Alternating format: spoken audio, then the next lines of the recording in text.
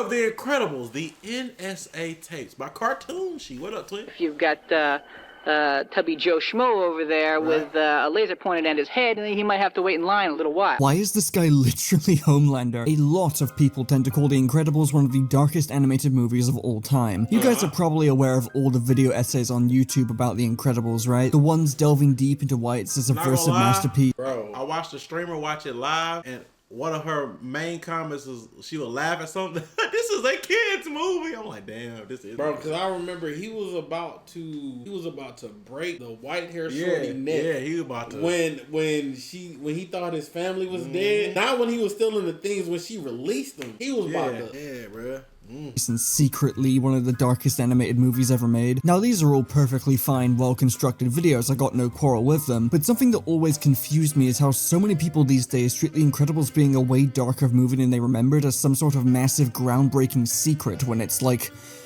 It's been that all time. Like...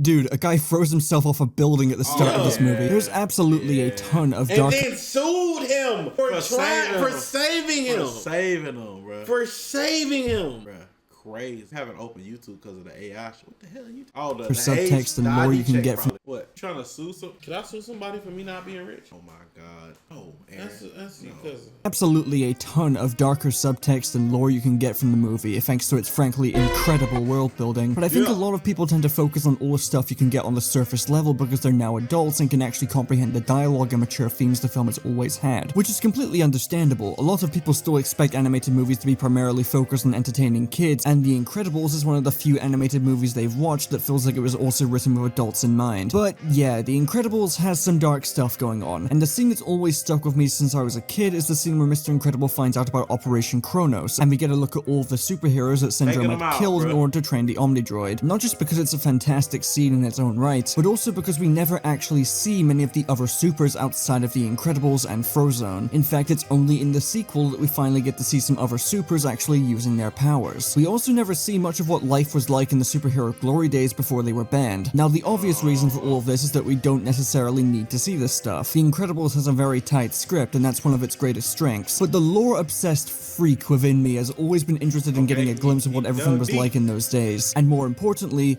actually knowing who these heroes were and what they were like. Little did I know that for the past 20 years I could have gotten this glimpse at any time I wanted. Recently I've been seeing discussions about and clips floating around from an incredibly important piece of The Incredibles lore that I genuinely had no idea about, and not many people seem to know much about it either. I'm of course talking about the National Supers Agency tapes that can be found in the extras menu for The Incredibles on DVD. A classified the good content. Okay, okay. It's so much, like, I was a DVD kid, so I would always watch the extra stuff. Okay. Yeah, I would watch it when I could. When I was like, oh, it's extra stuff. Oh, yeah. Interviews with many of the superheroes in the Incredibles universe, the majority of which were later killed by Syndrome or were already dead, giving us a glimpse into what these people were like, their powers, their personalities, relationships, and their weaknesses, and how this roughly half an hour's worth of optional extra content included on DVD adds so much to the existing Incredibles lore and provides some genuinely interesting and sometimes disturbing insights into what kind of people were behind the mask. I wonder if there's anybody else who's just as strong as Mr. Incredible.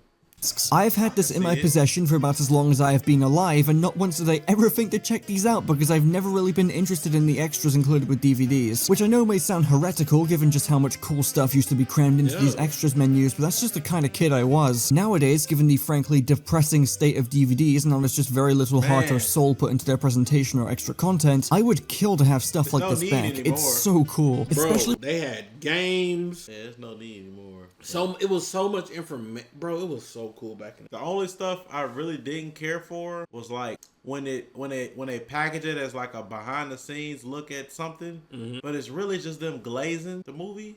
If that makes sense, it's like they're not really showing like the process of it being made. Yeah, they're not really. But sometimes they do get it right. Yeah, and they do cool stuff. When you start listening to these tapes and realize they had to get a ton of voice actors to read like 1 to 2 minutes worth of dialogue each for characters that are canonically dead. This was made purely out of love and to add some additional context to an already rock solid film. Pixar used to be one of the best when it came to extra content included on DVD, and honestly nowadays even if they just put these kind of things on Disney Plus, I'd still be happy to get them. But anyway, I wanted to do first streaming service to do shit like that, it's gold. It's gold. It's one. We not talking because about Netflix. we can already play games on Netflix. Yeah, we not talking about playing games that ain't got nothing to do with it. No, if you shoot a show and then put like extra, they kind of because think about the it was like a year or two ago, Netflix released a show where you could change the outcome. You could choose which way you wanted, because they filmed multiple ways you could end the story. And you like if you on Netflix, some stuff will have like an extra, maybe it's a trailer or something. So like that's proof that you can add stuff. Yeah, like it's a DVD. That boy. Do a proper deep dive into these tapes and discuss all the little details I could get. There is technically a video about these tapes from Thai Records lol, and I mean no offense when I say this, it was basically just a re-upload of the tapes with about 4 minutes worth of additional commentary, and personally I think there's a lot more you can say about these tapes. Here's how this is gonna go. I'm gonna try to play each tape in full and give my commentary and analysis after one of them is finished. I may have to cut some of them short if any copyright issues arise, but I've noticed Pixar are pretty lax when it comes to copyright protections on these, so if I do indestructibility is low for Incredible or Miss Incredible or Elastigirl. But she survived a plane explosion. She was knocked out, but she survived the plane explosion. Wouldn't her indestructibility be kind of high? But at the same time, it wasn't a direct hit. It was like an impact, like a shockwave hit type jump. That would have killed me and you. Yeah, even if it hit the wing, we'd be dead. But that's what I'm saying. She's still a superhero. Her vulnerability is higher than ours, but it's not like her husband, you know what I'm saying? If you run into any issues, I'll try to play the most important parts for you. In conjunction with the tapes, I will also be providing some lore drops from the Elastigirl prequel book set before the events of Incredibles 1 whenever necessary. This is also a handy piece of lore that not many people know about, and it's also a pretty fun read. I hope this is more of a chill video. This is very different compared to what I usually do. Because there was something like Jack fireproof, Jack was bulletproof, missile-proof, everything. Yeah, okay. On this channel, so please let me know if you enjoyed and found this interesting, and I'll see if I can make some more videos like this one going forward. But first, please allow me to fulfill a contractual obligation.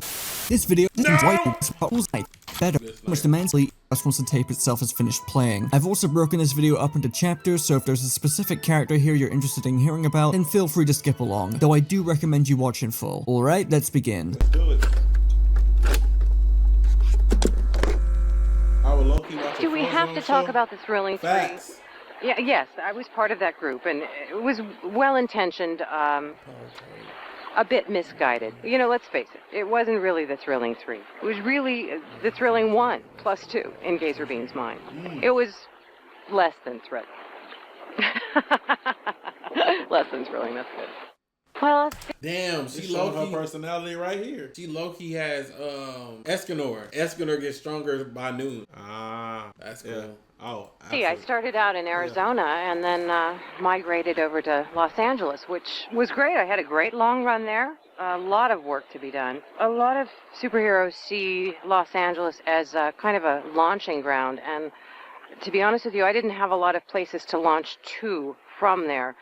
The solar-powered thing, you know, it's good for the environment, but it's not so good for me. It limits my ability. It limits my work hours. Okay, so this is the Thrilling team. 3. Gazerbeam. Cover using laser power. Apogee, airstrike. The Phylange. Voice powers. The Phylange. The grunt of the group. Okay. The breakup of the team tarnished national symbol of patriotism. It makes me look like an idiot if something happens at night. You know, really, it's really hard when it's nighttime for me, because I'm a rather social person. I like to dance. I like to go out to dinner, and if something horrible happens, my power's not going on because the sun's not out, and so it can be frustrating at times. Unless evil breaks out at a tanning salon, I'm done for.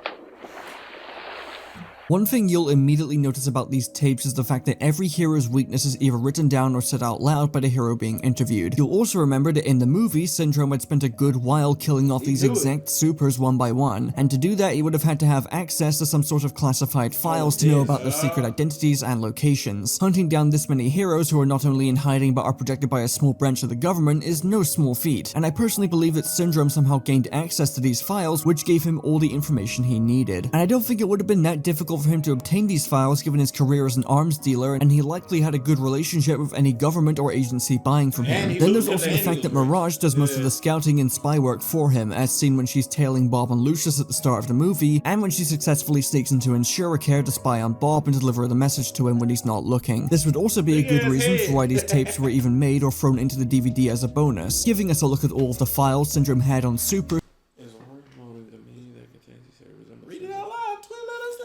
It's worth noting the menu that contains these tapes resembles Syndrome's computer, which, while likely just a neat detail, is also a very cool coincidence, if nothing else. That is pretty cool, because when he first got scanned, I could see Syndrome working hand in hand with the government to create supers, right? If supers are in hiding, they're never... Or to document it. Not even just to document them, like, aside from this. I'm talking about, I could see Syndrome working with the government to make supers. Because think about it. Regardless of if supers are inactive, not active, banned, whatever, a normal person having the ability to work for the government to save people as a hero, that would still be the government's top priority. This is just a normal guy saving y'all. Anybody can do this. Supers are irrelevant. So I can see them pushing him working with the government to create stuff like this, because he in fact wasn't super. That was the whole point of his technology. In order to kill them off one by one and train the Omnidroid. As you likely saw and heard, Apogee gets her powers via solar panels, which, to be a bit of a nitpicking douche for a second, is very funny considering the golden age of supers like it took place in the 40s. Supers were likely banned in 1947, and commercially viable solar panels weren't really a thing until 1954. Hey, look, we're overthinking the Incredibles here. I can be a history nerd if I want to. And she makes it very clear that she's next to useless at night. It can be rightfully assumed that Syndrome took advantage of this by having the Omnidroid attack her either at night or in an enclosed space with no light source. We also learn that she was part... Another question, could she have, you know those fake lights that emit sunlight? Okay.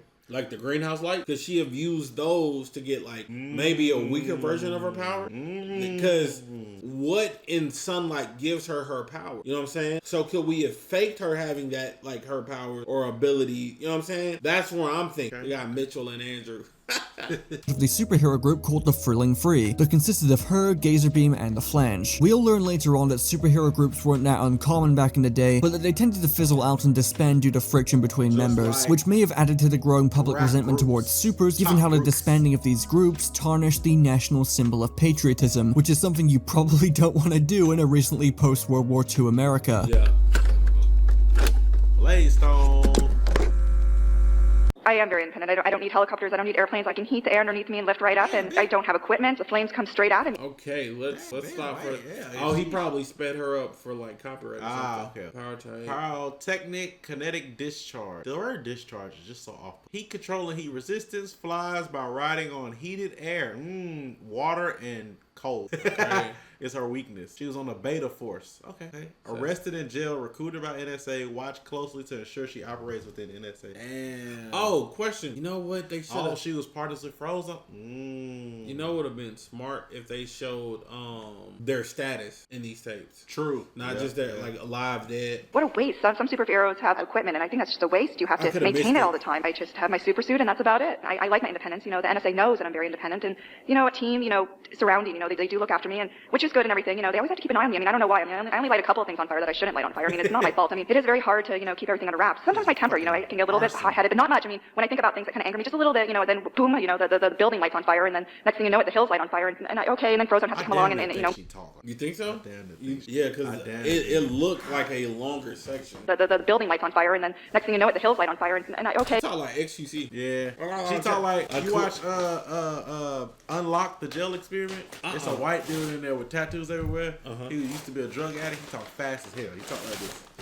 And then Frozone has to come along and you know, cool everything down, and then I have to be grateful and say, oh, thank you, Frozone, I really appreciate it. But, you know, he's really annoying. He thinks he's all that, and I do enjoy being independent. You know, they recognize that, and I love my powers, and, you know, I don't have to carry any equipment on me, and I really enjoy that. Could you say that again? Wait, what? Do you want me to say the whole thing again? I thought it was perfectly clear. You want me to go back again, the whole thing? I don't understand. Oh, okay. I am so sorry. I know what the problem is. I keep on forgetting which dimension I'm in. Wait, which dimension am I in?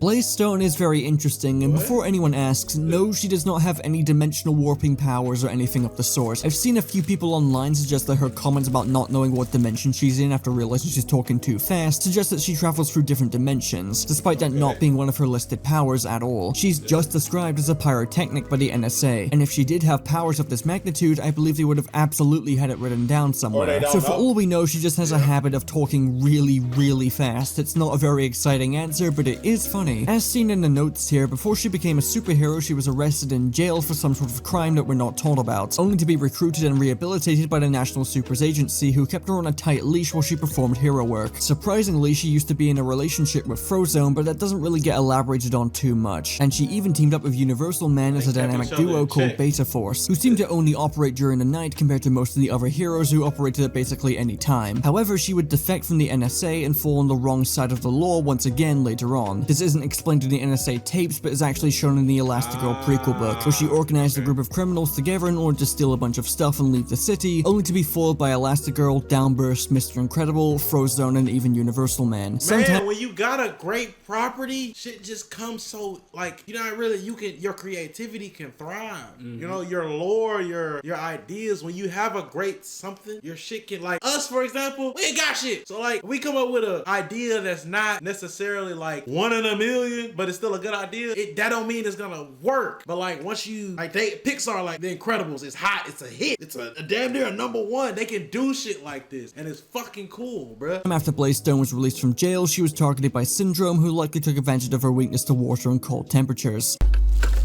Downburst. My powers are atomic density manipulation, ability to reshape matter. Okay. Say you have a cut or a boo-boo on your arm, I can, you know, I can probably do something about that. I'm not exactly a Band-Aid. I'm a little bit better than that. I'll actually heal it. You know, so I got my start in a doctor's office, actually. It seemed like a good place to start at the time, but it's pretty boring in there, actually, and I got a little tired of it. You know, the doctors, they didn't appreciate what I was doing as much anymore, and you know, I wanted something a little sexier, you know, than just cleaning up wounds. So I thought I would try this whole superhero thing, see how that went for me. Currently, I'm focusing in on trying to reshape different materials into bicycles. What the? It's sort of a hobby. I'm starting to gain some acceptance within this boy whack as hell. Oh, lame ass, bro. In the superhero community. I've gone to conferences and stuff, and you know, at first I started in the back of the room, just sort of as an onlooker. Now I have my own, you know, I have a table I get to sit at now. Some heroes talk to me. You know, especially if they want a bicycle. Downburst seems... You missed it. You missed unrequited crush on... Yeah, he got a crush on Blazestone, dislike Frozone, because he got a crush on Blazestone. Yeah. You know, especially if they want a bicycle. Downburst seems fairly chill, honestly. He doesn't seem like the strongest hero ever, but his atomic manipulation powers seem fairly neat. By the time this interview was recorded, it didn't seem like he got very far of making them super useful, given his healing capabilities were only limited to small wounds, which in all fairness does seem pretty handy in battle. The Elastigirl prequel book, however, did show that he had gotten more effective of healing, and his atom generation abilities also led to him creating the original Elasticycle for Elastigirl. A lot of Downburst's lore seems to be closely tied to Elastigirl, honestly. Despite not being the strongest hero ever, he shockingly did manage to beat the second version of the Omnidroid, which a lot of people look over because the Kronos Unveiled scene in The Incredibles cuts away on the second version killing Blazestone, and then cuts back to Downburst being killed by the third version. Downburst doesn't seem to have any real serious weaknesses listed on here, so it's likely the Omnidroid just beat him through sheer brute force after learning all his moves in the first fight. Also, as a side note, can we talk about just how incredible the voice acting is in these tapes? Without exaggeration, this is some of the most natural and realistic sounding voice work I've ever heard. It really does feel like these characters are having casual, down-to-earth conversations, and it really sells how interesting these are to listen to, and also how kinda eerie this all is when you really think about it. 90% of these people are dead, and the realistic voice acting really sells that these were all real people with their own lives. These aren't just one-off cartoon characters created for the express purpose of being killed off screen. A lot of thought was put into all of their powers, designs, and personalities. It makes It almost feels like they had more in plan, more in mind and planned for Incredibles, but didn't do it. Syndrome superhero genocide feels so much more tragic, and listening to these classified government recordings of them in their prime is oddly creepy. Dynaguy. Look, Dynaguy had such a cool cape. Being a superhero, one of the first things you gotta do is figure out what you want the people to call you. You know, I started out, well, straight from Wisconsin, from Canada. Let's go with the power. That, you know, forehead ray disintegration guy, that was too long. I couldn't do that every time I went out to save someone. You know, walk up to a supervillain, it's like, stop, it's forehead ray disintegration man. And by then he's already turned tail and run. Yeah. So one day I'm having lunch in a local diner and I'm really desperate. I haven't thought of a name yet. So I'm just looking around. It's like Forkman didn't work. How about Spoon Dude? Bro, that means Gazer. Bro, we missing something. Fuck that. He replaced after death. Oh, he was replaced. Was Dynaguy killed by one of the things? I'm assuming. That then means. Just say name himself Diner Guy, bro. Okay. Banana cream pie throwing man. Black and white TV guy. Menu Mensch. That didn't work. The napkin dispenser guy. I didn't really want that name.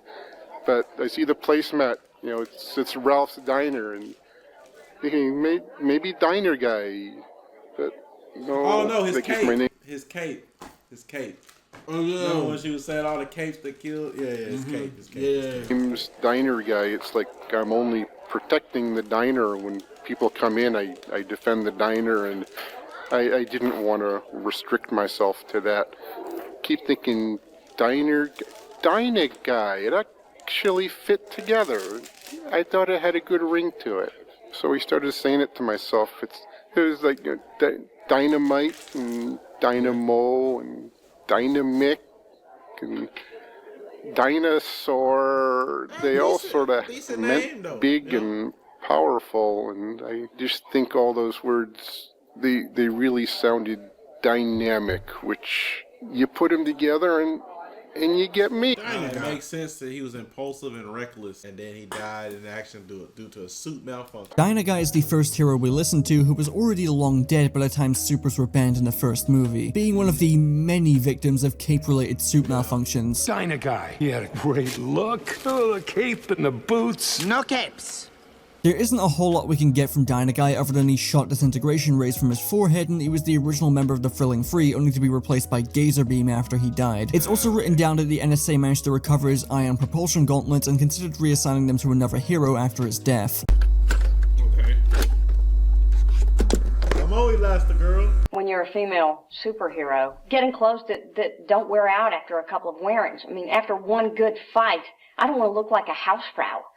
Like I'm wearing a burlap sack. All the supers knew ball, bro. She was romantically pursued by many top supers, bro. They know ball, bro. So, yeah, I've spent so much money.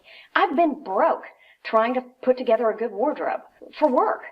And that's just when is this problem going to be solved for me? I can't wait for the day when somebody can put together a good line of action wear. Yeah. You know, action wear that will. I don't know how to explain it. Whatever that, you know what I'm saying? How she talks. I loved it. Loved it. Yeah, and I'm freaked out, bro. All I said was I loved how she talked. You were looking at form fitting that will recover after a couple of good days of work, that can really function and has style. Okay, look. If I do a couple of good moves, hold on. If I do a couple of moves like, I'm sorry. Well, if I do a couple of moves like this. Why is she doing the moves? I'm sorry. Like that. I mean, look at the underarms. My armpits are like practically down to my knees. This is like very, very unattractive. It's like bagging out around my hips. And I was looking nice before, and now it's, maybe I'm as big as a house in this thing. Hey. Well. Is there somebody out there? I mean, is there any like good wardrobe designer? I mean, might know someone who could do it. Help! I'm looking for a little help here. Okay. Name's Edna Mode.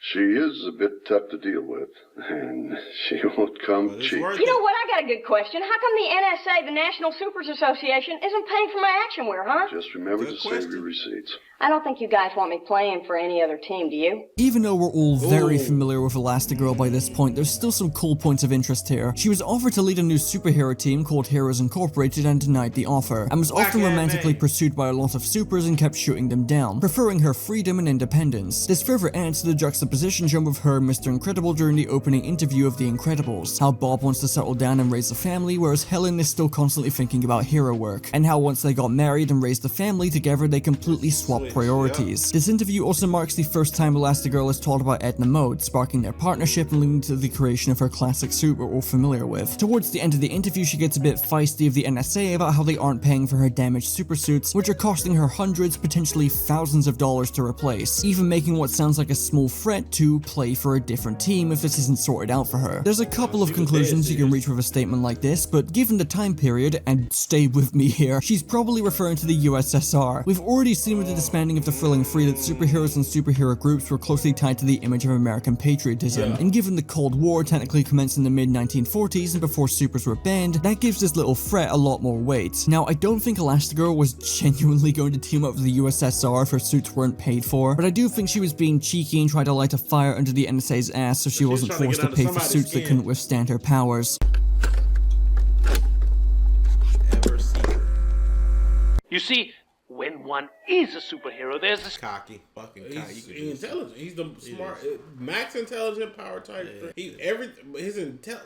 Okay, what the fuck? Microscopic intelligence. Okay, you can see good. Magnoscopic vision and microscopic and telescopic vision. Oh my god, clairvoyance. Mind reading animals, especially. Why is he reading squirrels' minds? Germophobic, obsessive.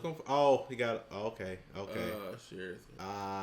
certain catalog of expectations that are incorporated with it. Say the physical appearance. Yes, I stay in shape. Yes, I have the colorful outfit that goes along with it.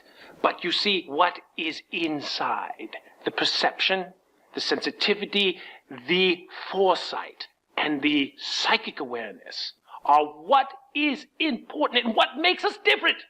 What makes us transcend mere knocking about. Yes, I can mix it up. Oh, I can fight with the rest of them. I can knock 3 people through walls if I have to. But why do that when through the process of the mind, you can avert conflict before it happens? I can make you perceive that I'm beating you up without even touching you with rapier intellect. Quite frankly, there are a lot of things that come along with being a superhero, the whacking, the battering, that I find quite unpleasant. And frankly, it's the germs. They're everywhere, and they're so small, and saliva and blood and bits of because he can see them. Yeah. He can see them. That's why he's so... A lot of supervillains, frankly, they're not clean people. They don't take care of their hygiene. I mean, you punch a mouth, and who knows what's... Okay. International threats. That's the team he was on. Everseer. Okay. New Atlantis as your spot. That's a hard name. On you after that. If cleanliness is next to godliness, then ungodliness is dirty. I can deal with a messy psyche, but I cannot deal with a messy bathroom. I mean, why can't people just clean up once in a while and wipe a sink or they leave hair? Don't they see it? Don't they see the scum building up? You can't blame them because they don't have supervision. Because you can't blame him because he can see it, but he should know that he can't really blame them because you the only one that can see it. Yeah, you should be smart enough to know. Why your powers kind of lame. Yeah, they suck for real. Besides the telepathy, you know. Yeah. I mean, it is just a nightmare that you walk into someone's bathroom and they have not touched it in months. And we're scrubbing. Are we out of time? Everseer has a funny voice and I like him, being part of one of the few successful superhero groups in this universe, the Phantasmics. Something I've noticed of a decent number of heroes in these tapes is that some of them really aren't that strong. Downburst and Everseer seem to fill more supportive roles than actually engaging in the crime fighting themselves, with Everseer specifically relying on telepathy to avoid unnecessary violence and to reorganize the Phantasmics and coordinate an attack. I can't imagine he fared very well against the Omnidroid. Definitely wouldn't have lasted long, especially since he was facing it alone without the rest of his team. I also greatly doubt that Syndrome was able to capitalize on its weakness because I mean, read this for a sec. It's very likely Everseer died quickly. An interesting but non-canon tidbit here is that there was a line of Incredibles comics by Boom Studios that I also had no idea existed until recently, and before the comics were cancelled and the canonicity was thrown up in the air thanks to Incredibles 2, Everseer foresaw his death at the hands of the Omnidroid years before it actually happened, and that when he was killed, his brain was preserved and was used by the main villain Zarek. That's about the extent of my knowledge regarding these comics, and what happens after this isn't known due to the comic's cancellation, but I thought this was an interesting bit of trivia to add. Oh, my boy Frozone! I like his tape. I remember hearing this tape. No, I'm thinking of him talking at the beginning. Remember? That's I got that mixed up real quick. I've had some mishaps as Frozone, but generally I've learned how to take, lemons and make lemonade. Yeah. And I've been able to do some things for people that, possibly would have turned out quite badly had I not been there. I've gone. Oh, he talking about her starting that fire. On vacations with friends of mine who were looking forward to a great ski. From woman to woman. Oh my God. This nigga's a man whore. Vacation, and we got there, snow was melting. Hey, I was able to go out and make that happen. I'm like the human Zamboni. One day, I must have been, I don't know, maybe 1.5, 2 years old, and I had a glass of Kool-Aid, and I really wanted a popsicle. And in my mind, I was thinking, popsicle, next thing I know, Kool-Aid was frozen in the glass. I was like licking it, and from that point on, anytime I wanted to freeze something, I just thought about it being frozen, and it was Nah, they threw that in there. Kool-Aid. That feels cool, I ain't gonna lie. Yeah. It doesn't feel it doesn't feel racially ambiguous or racially motivated. It feels like it just fits. I don't know how to explain it. And from that point on, anytime I wanted to freeze something, I just thought about it being frozen, and it was frozen. I was elated. I'm a superhero because that's who I am, If it was possible, I would love to just tell the world who I am and let them know. But then I'd have no privacy. There'd be, babes lined up around my house. There'd be guys calling every day trying to ask for a super favor. You know how that is. Aside from getting a recounting of the time Frozone discovered his powers, there's also an important detail here of his listed weaknesses: heat and low humidity environments. Now, no shit, right? Obviously that's Frozone's weakness. He even says as much in the movie. You can't run on ice! I thought you could use the water in the air! There is no water in this air! And it would probably be pretty obvious to figure out that if you're going up against an ice-based superhero, that their weakness would probably be heat-related. However, he's probably gonna bring up Mr. Incredible fighting the thing that was meant for Frozone. In the volcano. The fact these are on the NSA files, and we've already established it's very likely Syndrome had these files, it adds more weight to the idea that the first Omnidroid fought by Mr. Incredible was not originally meant for him, but was instead meant for Frozone. Think about it, the first time we meet Mirage, she's specifically tailing Frozone and doesn't realize Mr. Incredible is with him until they save people from a burning building, where she tells whoever she's on the phone to switch targets to Mr. Incredible given Syndrome's obsession with him. It's likely they didn't have the time to change the Omnidroid to accommodate for Mr. Incredible's strengths and weaknesses, which explains why the Omnidroid chases Mr. Incredible down to the lava, as that was the plan for Frozone. It would render his powers completely obsolete due to the extreme heat. Then there's also the fact that this Omnidroid's eyes are blue instead of the red that it has later on, and the fact Syndrome already had Frozone's location written down, and it all starts to click together. Gamma Jack, what you got? There's always going to be a lot of collateral damage. There's lots of villains, and there's lots of villainous deeds going. Alright, power. His power max. Yeah, he is strong. From focus burns to complete disintegration. Whoa. 100 meters. Radiation, though. Yeah. Originally known as Handsome Jack, favorite of the ladies. Thrown to tyrannical, megalomaniac. Impulsive. Believes supers to be a superior. Oh my God. So Homelander, a close monitoring. Going on at any given time. Part of my job is to prioritize which villains I'm going to combat. So I take a look around, I see if there's any good-looking women who need to be rescued immediately, and then I sort of start from there and work my way down the list. He's something else. You know, if you've got... Dang! So you could be in the house on fire. He looking for baddies. Yeah, he looking for fire shit. What? This nigga sick. Tubby Joe Schmo over there with a laser pointed at his head, and he might have to wait in line a little while. Yeah, I've fought my fair share of villains, and they all have their own unique challenges. You know, they got their zombie monkeys and their giant laser robots and their super aquatic ninja pygmies. But I tell you, once in a while, the real kicker is I get these dames, man, these dame villains, and they got the curves and the hair and the big eyes, and boy, those ones, they're really, really hard to kill. You know, he's talking about the fine villains, bro. You didn't hear what he said. He's the first one he said he kills his villains. Yeah. No other hero, they all try to stop. He says he kills. He said they're hard to kill, not stop. That's very... Guess we back again with Gamer Subs. What's up, chat? You might be asking how did Kyle McGregor get here? You're asking too many questions. The boys over at InternetCity have teamed up with Gamer Subs. If you go to gamersubs.gg/InternetCity right now, you can get 10% off. I'm talking flavors like raw meat, guacamole, gamer fart. And these two right here, we got the nuclear section and chug juice. You either go, or I'm gonna go with you. Guess who's back again! And the big eyes, and boy, those ones, they're really, really hard to kill. You know, especially the ones that they come up and, you know, and they're looking at you and you're looking at them and you feel that simpatico, you know, like she's digging you and you're digging her, digging you, and boy, you really got to take a jog around the block real quick and, you know, sort of get your concentration back, compose yourself, because, you know, you can't get distracted by these sort of thoughts when you're going up against a super villain. That's one of the hard parts of the jobs, you know, when you come across a dame who's really something to look at, and you just got to let her have it because she's a villain. Yeah, those are the bad days.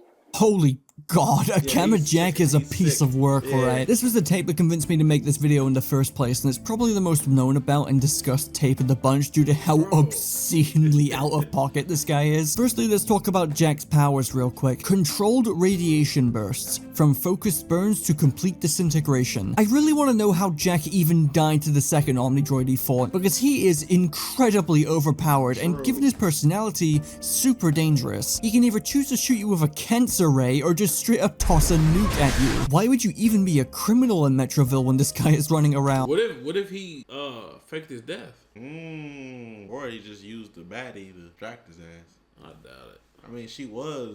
Yeah, but she was all up on fucking Mr. Incredible when she was trying to get to him. So why wouldn't, if they know his weaknesses, the ladies, why wouldn't they? Jack. Yeah, maybe. Yeah. And what makes his powers more terrifying is just the kind of person Jack is. Not only does he sound like a chronic narcissist, but he's also just a bad person in general, choosing to prioritize women he finds most attractive in a dangerous scenario and then working down the list, looking down at anyone he finds unattractive and saving them last. The NSA files also describe him as a super supremacist, believing that supers are a superior race, and that he's frequently prone to tyrannical and megalomaniacal impulses. Couple this with the fact that he gets so down bad horny when encountering a female supervillain, and nonchalantly describes his frustration and difficulty with having to kill them, and the fact that unlike every other hero in these tapes, he is incredibly open about the fact that he just straight up kills people. I think we got a textbook psychopath in our hands here. Yeah. I wasn't kidding with that jab at the start of the video. Gamma Jack is the closest thing the Incredibles to...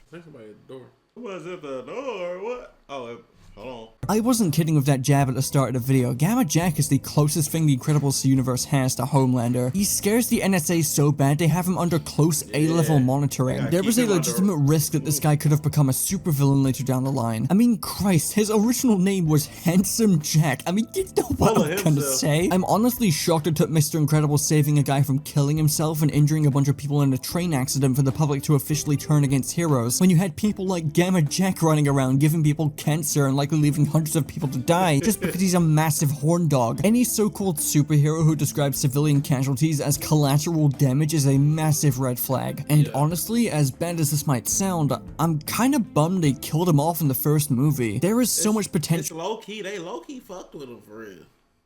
For Gamma Jack as a villain, and while it's very wishful thinking, I kinda want Incredibles 3 to focus on him if they find some way to bring him back. I mean, it's not entirely impossible he's dead. Remember, Mr. Incredible managed to evade being detected by Syndrome after his defeat, and the system had him classified as terminated. So what if Gamma Jack did survive? What if he tries to start a superhero revolution in the third movie? It won't happen, but I like thinking about the missed potential sometimes. Gazer. I think the question I get asked the most is what happened with the Thrilling 3. It was working fine for me. I had no problem working in groups. I think we were very successful. I think at times we may have been among the best, but a team is just that, a team. And then any time you take individuals and you put them in a contained environment, they tend to react like oil and water sometimes, or peanut butter and chocolate. Although peanut butter and chocolate does taste good together, so that's actually a bad example. I quite enjoy that. I think the thing I get asked about the most, of course, is my laser vision. People tend to think it's a real picnic to have eyes that shoot lasers, but believe it or not, it's had its disadvantages. If I look at anything too intently, it tends to burst into flames, which can be a real pickle in a relationship scenario. When you're conversing with somebody, a normal person would be able to look them square in the eye. I avert my gaze, which is often interpreted as disinterest, or rather daft or stupid, which couldn't be. Damn, he done probably burned a crush or two. Oh my god. He for sure burned one. Yeah, oh my god. She's so fine. Yeah. Farther from the truth. I'm a man of culture, a man of passion, and I would say a man of humor, which is not widely known. On the outside, I appear calm and cool, perhaps even collected, but on the inside, I'm guffawing away on the steamship of hilarity. He's trying so hard to seem. He's trying to be relatable. He might be autistic. Yeah. I'm not sure if that made very much sense.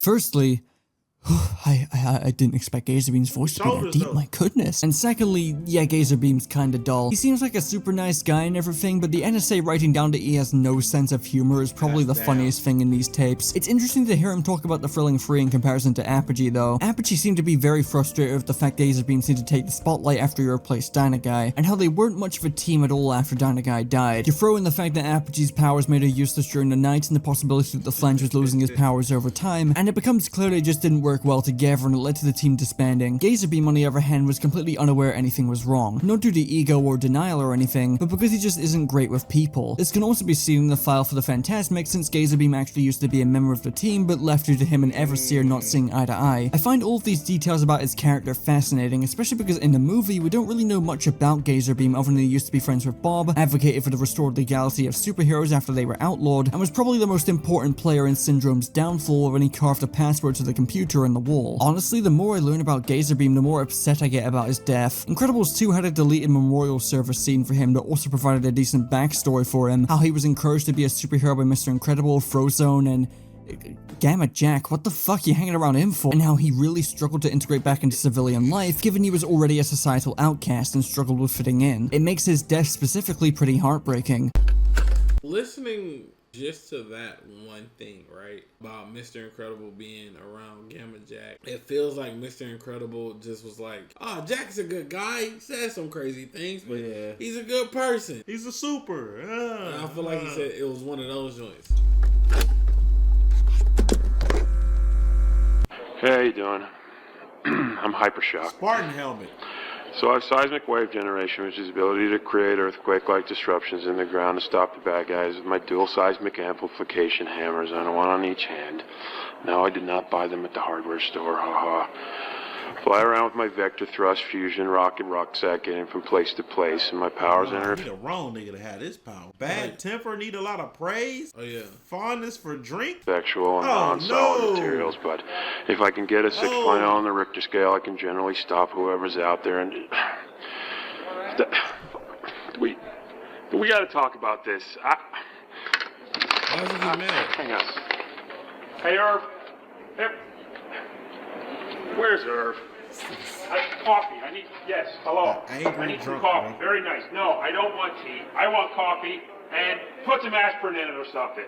How about coffee with made from aspirin? Yeah, you know, you people, you just don't do your homework. And look. Why did he got mad for no reason? Chief, spend a little money on your gear if you're gonna have a super in here, okay? And you, who are you? You know? Oh no, he was already gone. He was already gone. He was already drunk. Oh, gotcha. Yeah, you can hear it now. He wasn't just mad. He's drunk. Could be out solving crime at the very least. We're solving this hangover. Ow! No, he got a hangover. Oh. Now, obviously, it would be unrealistic to expect a movie as surprisingly grounded in reality as The Incredibles to not have a couple of sour superheroes walking around who aren't exactly the best people. And while it's very tough to top Gamma Jack in this department, Hypershock is a bit concerning. The tape being recorded while he's suffering from a really bad hangover doesn't help, but the thoughts pointing out that he has a really bad temper and likes to drink often are not exactly qualities you'd like to have in someone who will be attempting to save your life, given a number of cases. Somebody with earthquake powers. The nigga with earthquake powers is a drunk with anger issues? Gamma Jack has more than likely caused down a number of people he's refused to save. I don't think it's out of the question to suggest that Hypershock may have been drunk on the job at many points, and I wouldn't be surprised if anyone being saved by Hypershock found themselves a little uncomfortable due to his explosive temper. Macroburst audio file incomplete. Damaged during mission. Audio file for Macroburst mission recovered, but determined incomplete by NSA Division Delta. Macroburst is the first interview to be completely missing, and something about hearing all of the previous interviews in full and suddenly being hit with Macroburst audio file incomplete. That's like adds a level of another level of real to it. Low-key. Yeah, that was smart. Power type. What did he do? High velocity wind generation. Endurance. Great agility. He's claustrophobic, of course. Oddly androgynous, dude. During mission. Makes this entire thing much eerier. I don't really know how to describe it. As for Macroburst themselves, they're described as oddly androgynous and their gender was rather ambiguous. Not even the NSA could determine if they were male, female, or NB. Not much is known about them besides the fact that they were the first hero to destroy an Omnidroid, but would inevitably fall victim to the second version. Metaman. They put up a fight though. Audio file for Metaman found missing. Assumed confiscated. Damn, but look at him. Power type, strength. Damn, that nigga strong. Light, super strength, x-ray vision, damn. sonic strength, teleportation. Oh, he a better Mr. Incredible. He don't have the indestructibility. Oh, yeah. Able to communicate with aquatic animals. Damn! Magnetic manipulation. Partial invisibility. Invincibility. Wait, if he can be partial, that's invisibility or invincibility. But wait, how did this nigga die? He's strong. You're right. He is stronger than Mr. What is his Incredible. weakness? They ain't put a weakness. Well, they ain't put a normally it's a weakness. How's the crazy to be a part of Oh, suit malfunction. Died in that. Kate. Fucking Kate. During surprise attack by Baron von Ruthless.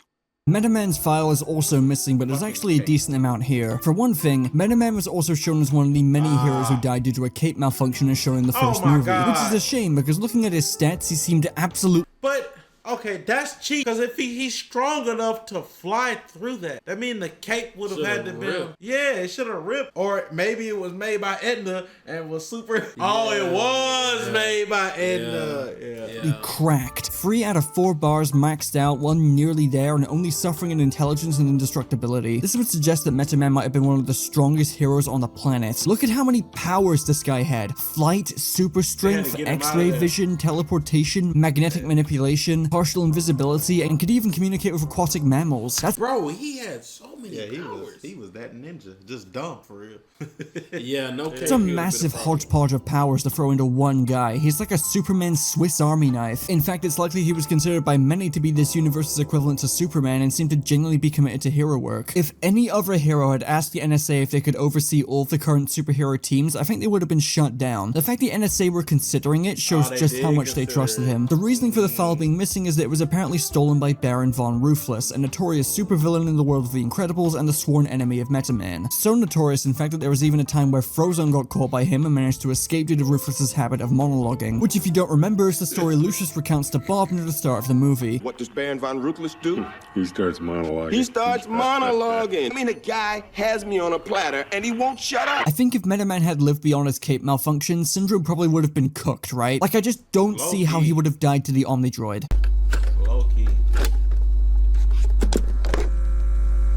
You know, some superheroes, they pay attention to their look when they're first breaking in, but... He just can't fly. This nigga Max too. Smart at damn. Y'all easily distracted. Inability to set priorities. A little notoriety, they get a little sloppy. Oh, I mean, I don't that want at the beginning with him being late to his wedding. Yeah. name names, but okay, the Flange. You remember the Flange? Oh, you know, Flange. I mean, I love that guy. Hey, Flange, you know I love you, and I'm not talking out of school here, but the outfit, come on. I mean, he wore that out. He didn't even have it cleaned. He had schmutz on it from other battles that he'd fought, and he actually worked on a signature yodel for a year. A superhero yodel. If you can grasp that, I mean, yeah, I'd see him occasionally, you know, we'd be at the same catastrophe. And he would come up to me, hey, Mr. I, I've been working on it, what do you think? Ooh,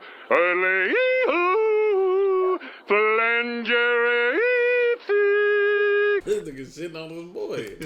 I mean, is that disgusting or what? Pull yourself together, Brother Flange. You're representing something here.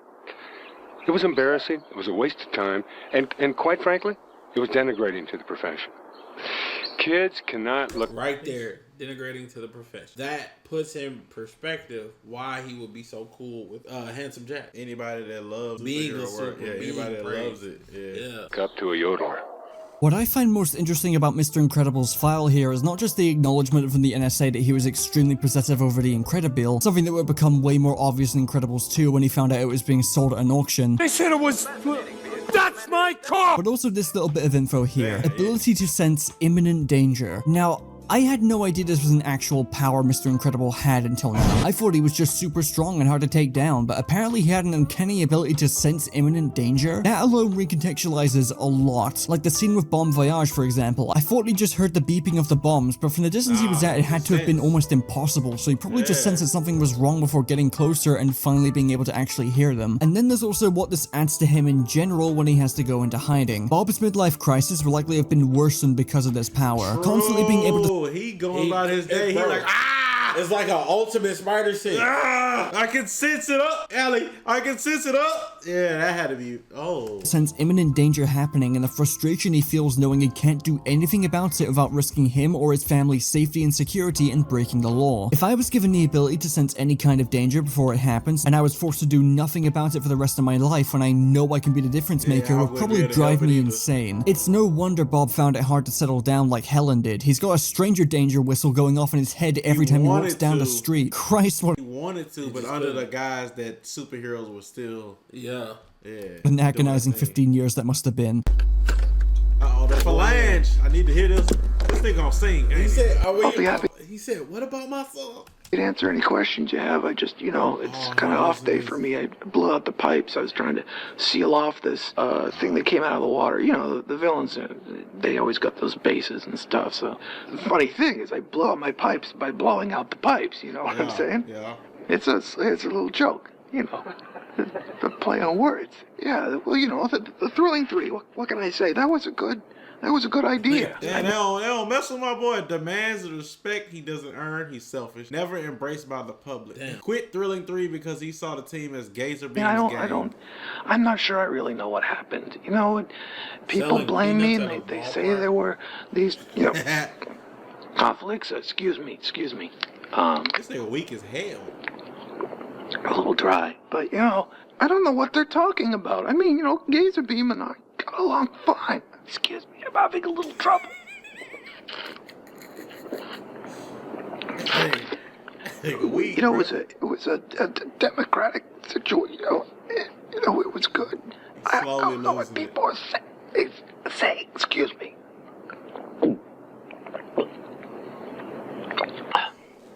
Him and that other weak dude. Oh yeah, they the Yamcha and the Krillin, bro. Yeah, they the Yamcha and the Krillin. Dog. I ain't gonna lie, buddy. I like it. I'm still. What was his name? Who could fly? Metaman. Bro, he should have been him. Yeah, he should have been him. The damn cake, damn plot. Man. He was a good guy. Excuse me. Bro, just stop talking. How you super and don't know how to figure this out yet? I like Gazerbeam. He was a good guy. Why it sound like he's already talking about him like he's already dead? I like Gazerbeam. He was a good guy. He left the group, didn't he? Yeah, he left the group. Yeah, but how he's talking about it? I don't know. He could just be post him leaving the group. Yeah. Right.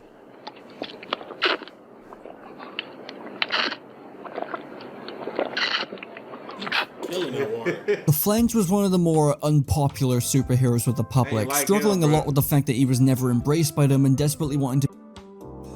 Despite this, he was still a part of the Thrilling Three with Apogee and Gazerbeam, but would eventually leave thinking Gazerbeam was the only one of them actually doing anything and them all not really working well as a team. And he wasn't exactly wrong about that, given Apogee was rendered useless by nightfall, and Phylange's voice was regularly getting blown out due to his powers and him being hit with laryngitis, which made him pretty much useless at every time of day. Gazerbeam was the only one of them who could consistently fight crime at every hour of the day, and I think Apogee and Phylange both resented that in a way, unaffectionately calling the group Gazerbeam's gang before disbanding it. Phylange would later die. It's his fault that y'all can't do shit, bruh. Y'all don't need to be on a team if you can't help. To the second version of the Omnidroid, either due to his damaged vocal cords or from Syndrome capitalizing on his weakness to sonic feedback. Nah, he didn't survive one. He got the second one.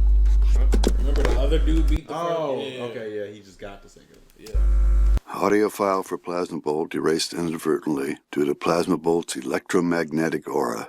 Scheduled to re-record. Despite Plasmabolt's file being missing and me not really having much to say about her because of that, it's worth mentioning that she is one of the only heroes featured on these tapes, heroes who died by cape malfunctions notwithstanding, to have not been confirmed dead. This is a tricky one because it's very possible she was also targeted and killed by Syndrome, but when Mr. Incredible is searching through the files, she never once shows up as being terminated. It's worth mentioning that there are multiple cuts in this scene, either to show Bob's reactions to finding out many of his friends and fellow supers have been killed while the computer is still showing them off screen, or to cut back to Helen and Edna. It's very possible that Plasmabolt could have shown up on the computer off screen, but nothing has been confirmed. It certainly makes more sense for her to be dead in my eyes, since she would have been the only surviving member of the Phantasmics, but the possibility of her survival is still there. Psycwave. So in high school, that's when I realized I had the ability to possess other people, to send psychic waves to other people to possess another's body. Okay, good temporary power. Mental paralysis. 30 seconds. 30 seconds is a lot of time. That's a long time to get some make it. Especially if she got somebody with her. He's paralyzed. Bitch. Get them to do things that I really wanted them to do. I had a crush on the quarterback of the football team, who was also my best friend's boyfriend. I psych-waved him into asking me to the homecoming dance and breaking up with Shelly. And the more I practiced it, the shorter amount of time it took. You know, I could just sort of look at someone or look at a picture or see them passing by and think this thought or this action or whatever, and it would just happen. Never really used it to harm people, except for all those girls I made the guys break up with because I wanted to date them. Kind of freaky, actually.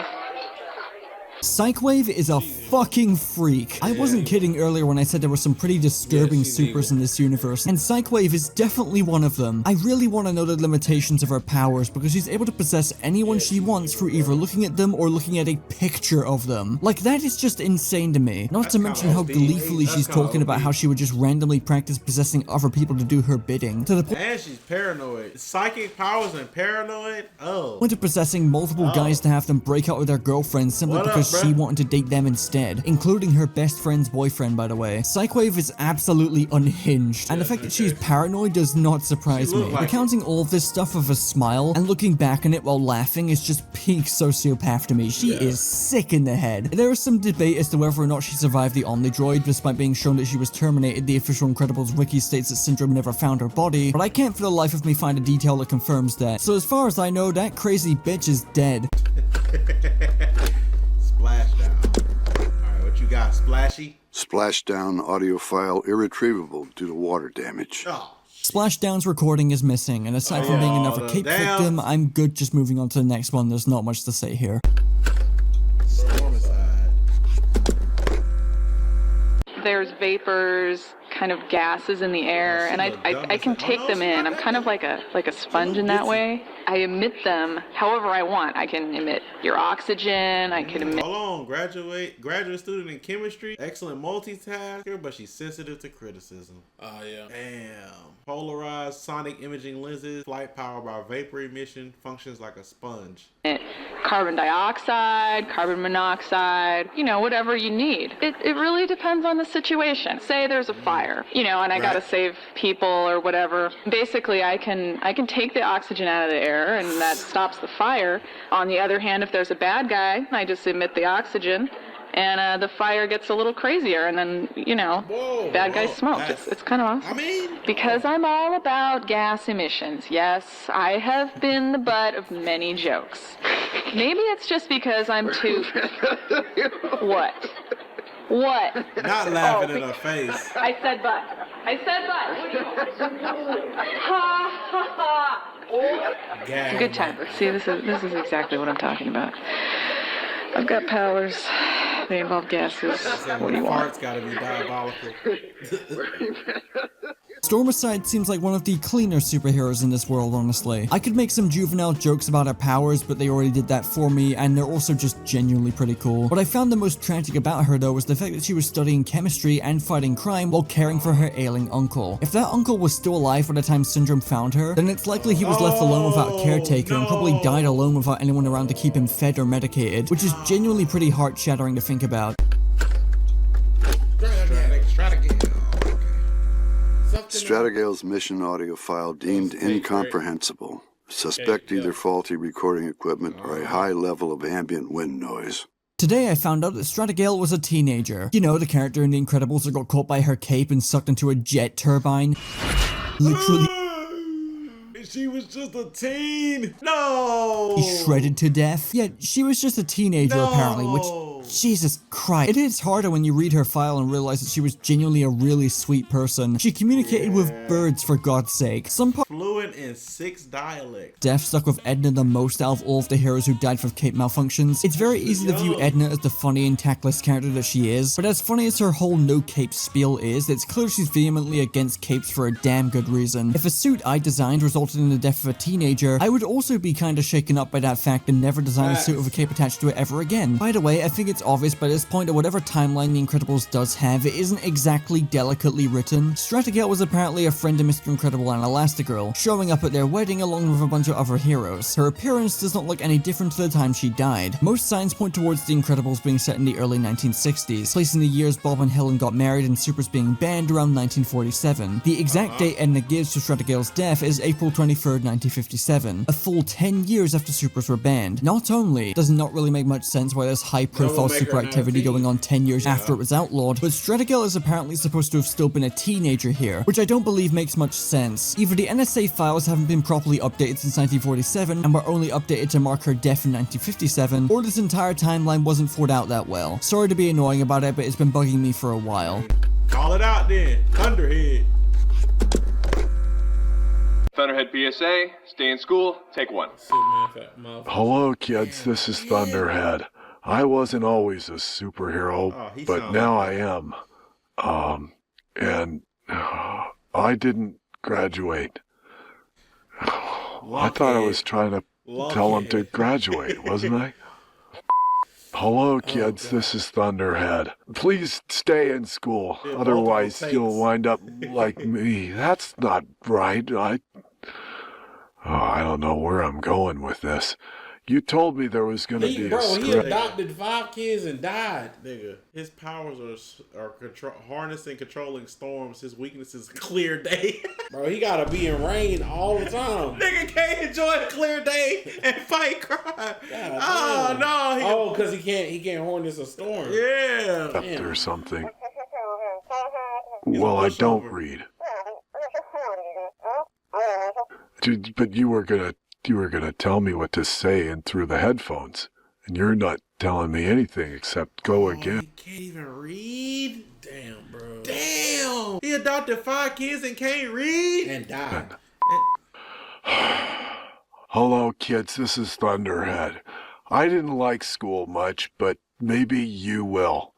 because you probably... Oh, also, I just thought of something. What if Shorty who died in the plane, what if she took on the mantle of someone else? What if she's someone's daughter? And the reason why I say that, a lot of supers, their powers, they get their powers like at birth. Right. And like how Jack had his powers, Violet had their powers, Dash had their powers. They're all supers. Right. So it goes to say you can expect most supers parent to have superpowers. Right. Therefore, and that's a hit or a miss, but she could have taken up the mantle of somebody before her. You know what I'm saying? And that's how she's still a teenager. Won't have the same teachers I had. That's not so good. Just aim high. You're dumb, bro. Thunderhead believes in you. Damn.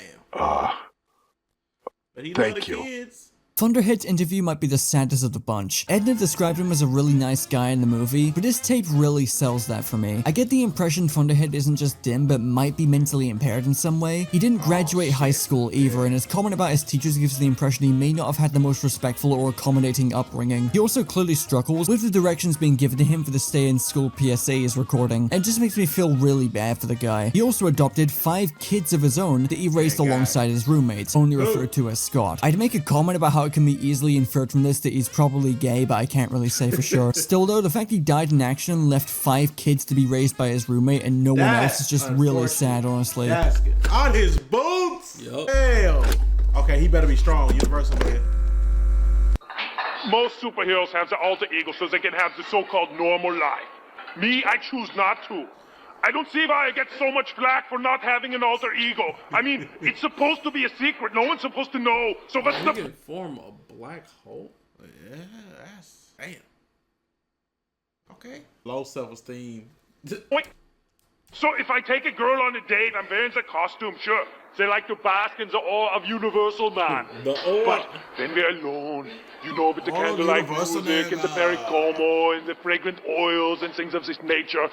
Then they come to me and they say, oh, Universal Man, maybe you take off the mask. Maybe we can see who's underneath. There's no one underneath. They would be horrified if I asked them to take off their face. This is what Universal Man wears. This is me. Other than being indestructible because of my high density, I am just like you. And that's when the breakup starts, with the late-night recriminations and the slamming of the doors and the shattering bottles and the things of this nature and the redistribution of the assets and the it's not me, it's you, it's not you, it's me. But in Universal Man's experience, it's always you. Buddy, if you fix your low self-esteem, maybe you'd have the confidence to take off the mask. Yeah. You're hiding behind the figure. Universal Man is just really funny to listen to. He's incredibly unstable, but I don't get the same level of disgust I get from hearing him speak like I do with Gamma Jack and Psycwave. I'd say he's far more redeemable at least. It's clear he has incredibly low self-esteem, being one of the few superheroes to not have a secret identity whatsoever. What I want to know is how the hell he died to the first Omnidroid. He was the first superhero targeted by Syndrome and the very first hero to die to the Omnidroid, despite his powers being absolutely cracked. He may not be the strongest hero ever, but he's nigh on indestructible and can increase his molecular density to make him even tougher to take down and even stronger to boot. Not to mention he can alter his personal density all the way to the level of a literal black hole, and if he did this, the entire world would just end. Maybe they tricked him into doing whatever that weakness means. Yeah, also, if he can get down to a gaseous state, then they just separate the gas. Whatever the fuck. Yeah.